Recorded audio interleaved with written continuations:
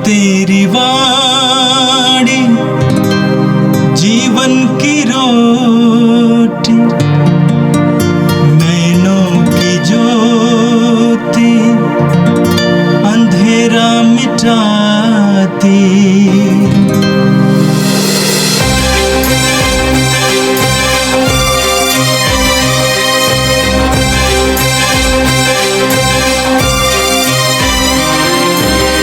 प्रभु तेरी वाणी जीवन की रोटी, नैनों की ज्योति अंधेरा मिटाती।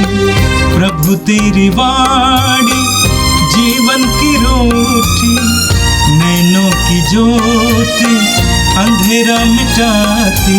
वाणी वाणी वाणी वाणी वाणी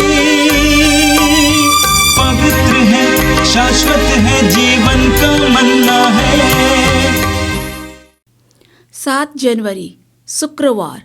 पहला पाठ संत यूहन्ना का पहला पत्र, अध्याय 5 पद संख्या 5 से 13 तक। कौन संसार पर विजयी है? केवल वही जो यह विश्वास करता है कि यीशु ईश्वर का पुत्र है। यीशु मसीह जल और रक्त से आए हैं, न केवल जल से बल्कि जल और रक्त से। आत्मा इसके विषय में साक्ष्य देता है, क्योंकि आत्मा सच्चाई है। इस प्रकार ये 3 साक्ष्य देते हैं, आत्मा, जल और रक्त, और तीनों एक ही बात कहते हैं। हम मनुष्य का साक्ष्य स्वीकार करते हैं, किंतु ईश्वर का साक्ष्य निश्चय ही कहीं अधिक प्रामाणिक है। ईश्वर ने अपने पुत्र के विषय में साक्ष्य दिया है। जो ईश्वर के पुत्र में विश्वास करता है, उसके हृदय में ईश्वर का वह साक्ष्य विद्यमान है। जो ईश्वर में विश्वास नहीं करता, वह उसे झूठा समझता है, क्योंकि वह पुत्र के विषय में ईश्वर का साक्ष्य स्वीकार नहीं करता। और वह साक्ष्य यह है, ईश्वर ने अपने पुत्र के द्वारा हमें अनंत जीवन प्रदान किया है। जिसे पुत्र प्राप्त है, उसे वह जीवन प्राप्त है, और जिसे पुत्र प्राप्त नहीं है, उसे वह जीवन प्राप्त नहीं।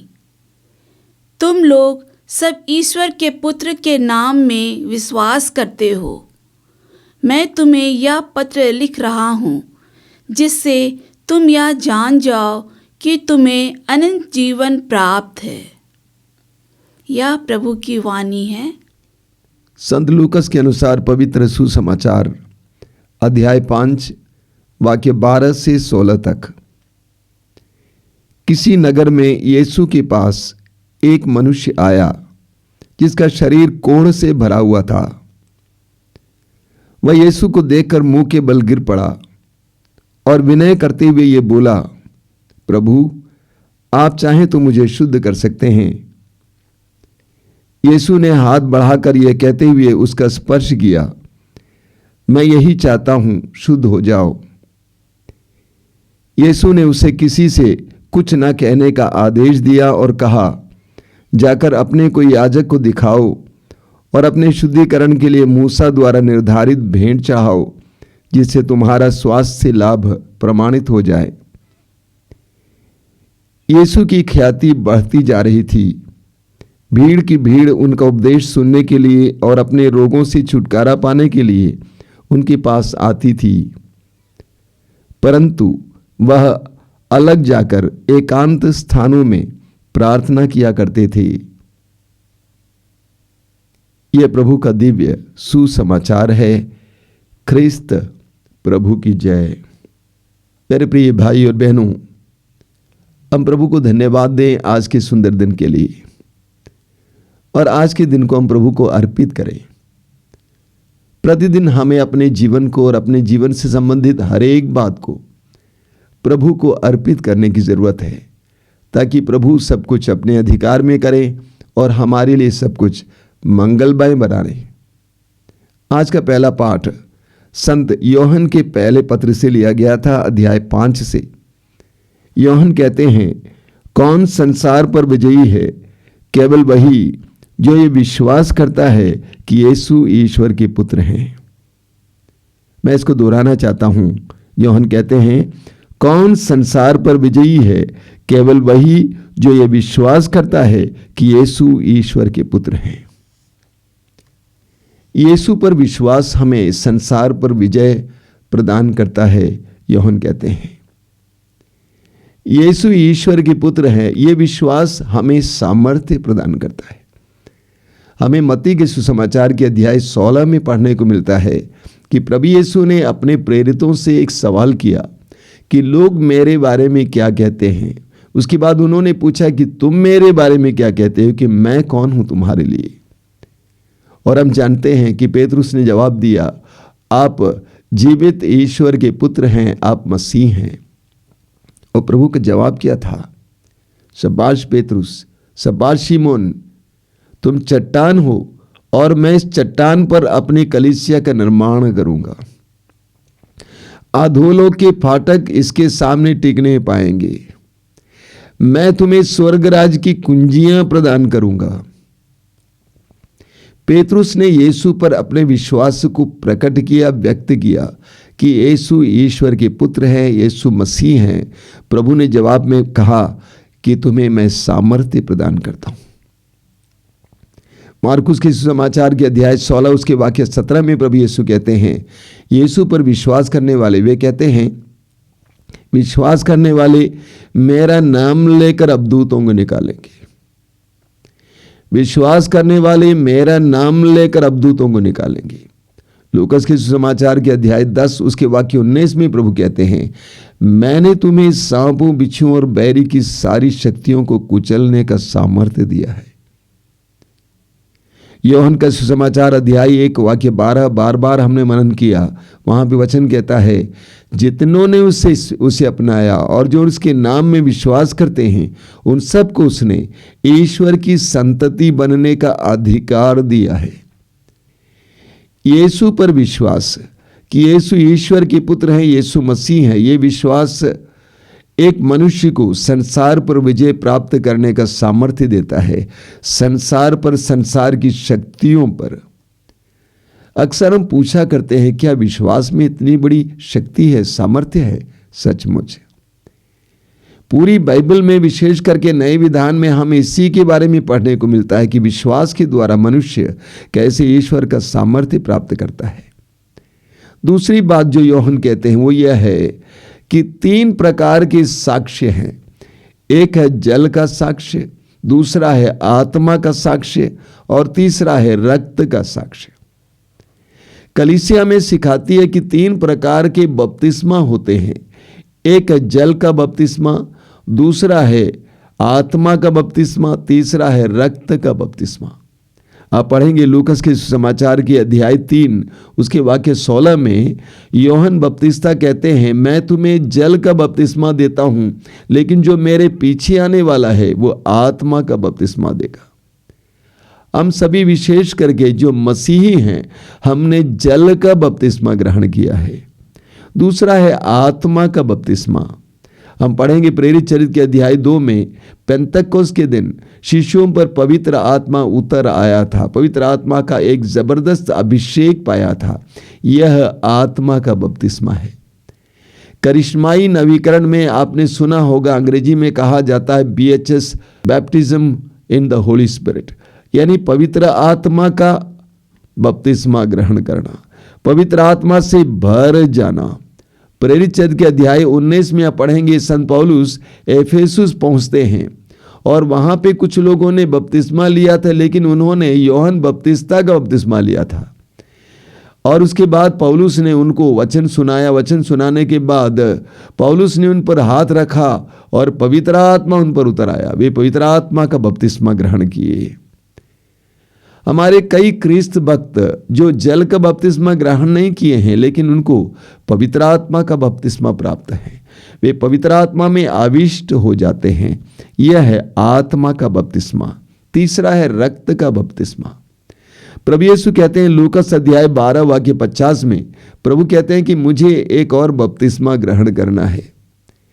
ये बपतिस्मा कौन सा बपतिस्मा है? जो क्रूस पर हुआ था, रक्त का बपतिस्मा। प्रभु यीशु के कारण जो बच्चे मारे गए थे उनको रक्त का बपतिस्मा मिला। बहुत सारे विश्वासी जो जल का बपतिस्मा प्राप्त नहीं किए हैं, वे भी प्रभु के कारण दुख सहते हैं, मार डाले जाते हैं, वे रक्त का बपतिस्मा ग्रहण करते हैं। तो इस प्रकार 3 प्रकार के बपतिस्मा के बारे में बताया जाता है। प्रभु यीशु को तीनों प्राप्त था। जल का बपतिस्मा प्राप्त था, प्रभु यीशु को आत्मा का अभिषेक मिला था। लूकास अध्याय 4 वाक्य 18 और 19 में पढ़ते हैं, प्रभु कहते हैं पवित्र आत्मा मुझ पर छाया रहा तो उसने मेरा अभिषेक किया है। और प्रभु यीशु को रक्त का बपतिस्मा भी मिला था। हम में से कई लोग जो मसीही हैं, वे कुछ लोग केवल जल का बपतिस्मा ही ग्रहण किए हैं। हमें पवित्र आत्मा का बपतिस्मा ग्रहण करने की भी आवश्यकता है। यूहन्ना का सुसमाचार अध्याय 3 में प्रभु स्पष्ट शब्दों में निकोदेमुस से कहते हैं कि दोबारा जन्म लेना है। ये दोबारा जन्म लेना क्या है? पवित्र आत्मा में जन्म लेना, पवित्र आत्मा का अभिषेक प्राप्त करना, पवित्र आत्मा का बपतिस्मा प्राप्त करना।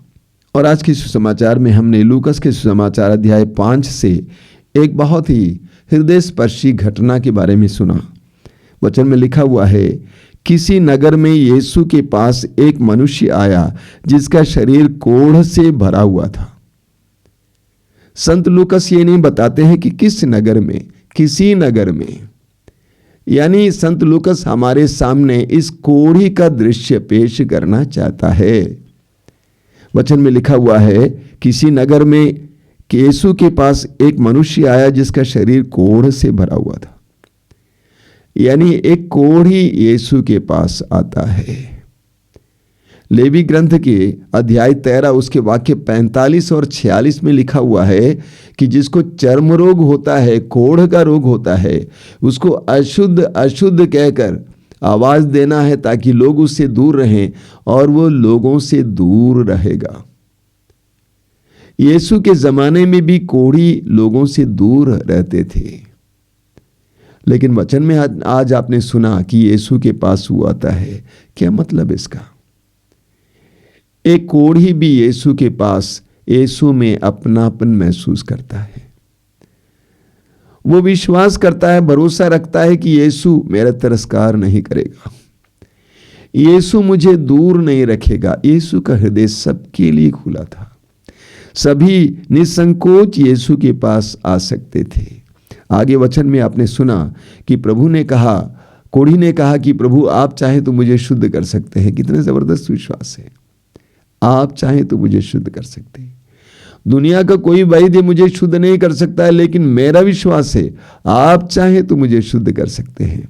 प्रभु ने जवाब में कहा, मैं यही चाहता हूं कि तुम शुद्ध हो जाओ। और आगे वचन में आपने सुना कि यीशु ने उसको स्पर्श किया। जो कोढ़ी दूर रखे जाते थे, जिनके साथ आम इंसान का कोई संपर्क नहीं होता था, उस कोढ़ी को यीशु स्पर्श करते हैं। एक बहुत गहरी बात है। एक अछूत को, अलग रखे गए इंसान को यीशु स्पर्श करते हैं और उनके स्पर्श से कोढ़ी चंगा हो जाता है। यीशु के स्पर्श से उसकी अशुद्धता मिट जाती है, वो ताजा हो जाता है। यीशु के स्पर्श से हमारे जीवन में भी यही घटित होता है। हमें यीशु का स्पर्श मिल जाता है, अशुद्धि दूर हो जाती है, हम शुद्ध हो जाते हैं, हम ताजे हो जाते हैं, हम स्वतंत्र हो जाते हैं। प्रभु ने उससे कहा, जाकर अपने शुद्धिकरण का प्रमाण प्राप्त करो। उस जमाने में जो कोढ़ी होते थे, कोढ़ का रोग मिलता था, समाज से अलग किया जाता था। अगर कोढ़ से मुक्ति प्राप्त करता था तो जाकर उसको पुरोहितों को दिखाना होता था, और पुरोहित पूरा उसको देखने के बाद प्रमाणित करता था कि ये चंगा हो गया है, और वो मूसा नबी के नियम के अनुसार शुद्धिकरण का चढ़ावा चढ़ाता, तभी वो समाज में स्वीकार किया जाता। आगे वचन में हम पढ़ेंगे, वहाँ पे लिखा हुआ है, यीशु की ख्याति बढ़ती जा रही थी, भीड़ की भीड़ उनका उपदेश सुनने के लिए और अपने रोगों से छुटकारा पाने के लिए उनके पास आती थी। और प्रभु ने क्या किया, वचन में लिखा है, परंतु वह अलग जाकर एकांत स्थानों में प्रार्थना किया करते थे। यीशु की ख्याति बढ़ती जा रही थी, भीड़ की भीड़ यीशु के पास आती थी, लेकिन यीशु उस ख्याति में खोए नहीं थे। यीशु उस ख्याति में खो नहीं गए। यीशु ने उस ख्याति का दुरुपयोग भी नहीं किया, उससे फायदा भी नहीं उठाया। एक बहुत सशक्त उदाहरण है हम लोगों के लिए। यीशु की ख्याति बढ़ती जा रही थी, लेकिन यीशु ख्याति में ना खो गए, ना ही उसका दुरुपयोग किया, ना उसका नाजायज फायदा उठाया, बल्कि प्रभु एकांत में जाते हैं प्रार्थना करने के लिए। प्रभु एकांत स्थान में प्रार्थना करने के लिए जाते हैं, सारे यश के लिए, ईश्वर को धन्यवाद देने के लिए, सब कुछ की महिमा उसको देने के लिए, फिर एक बार ईश्वर के सामर्थ्य से भर जाने के लिए। प्रभु यीशु हमारे लिए एक सशक्त आदर्श और उदाहरण भी है। न केवल हमें प्रभु से कृपाएं मिलती हैं, बल्कि साथ साथ यीशु हमारे लिए उदाहरण भी है। हमारे जीवन में भी जब प्रभु की महिमा प्रकट होती है, हमारे द्वारा भी अच्छे अच्छे कार्य होते हैं, उस समय हमें भी उन कार्यों से, उसकी ख्याति से, उससे प्राप्त महिमा से दूर जाना है और सारी महिमा, सारा यश ईश्वर को देना है। आइए हम प्रार्थना करें। प्रभु यीशु, धन्यवाद देते हैं आज के सुंदर दिन के लिए।